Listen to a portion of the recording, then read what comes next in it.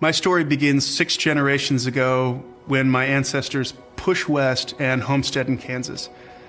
I grew up here. It's my home. Well, my dad was stationed at Andrews Air Force Base, and we visited monuments and memorials. I was so grateful and proud that we lived in America. We even got to visit the White House, and Ronald Reagan was the president. And when he spoke about the shining city on a hill, I felt like he was talking about Topeka. I was inspired and to serve my country, and so after graduating Topeka West, I joined the Army.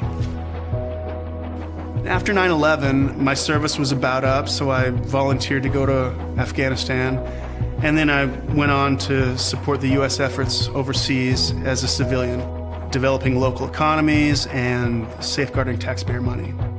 At one point, I led 470 men and women on the front lines of Iraq. I mean, these teams were so diverse, different cultures and religions and races, all coming together to serve the common good. It makes the political fights in Washington seem petty. The war, it's not just bravery and sacrifice. It's about teamwork despite the differences. Leaders must bring people together. And that's what I did. So after service, my friends were dealing with some of the same issues that I was.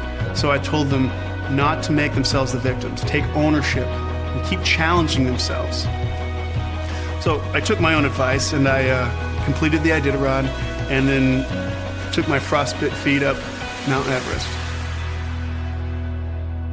In war, I saw the lives of brave men and women end violently as they were trying to make the world a better place. I don't need to wonder what they would have me do. I've come home to serve. And these lifelong politicians in Washington letting us down on healthcare, immigration, veteran services, especially PTSD. These are life and death issues that matter to Kansans. And these DC folks, they can't get over themselves. They can't come together and can't get something done. It's time for some conservative Kansas values and some Army leadership on Capitol Hill. I hope to make them proud as their congressman. I won't let them down.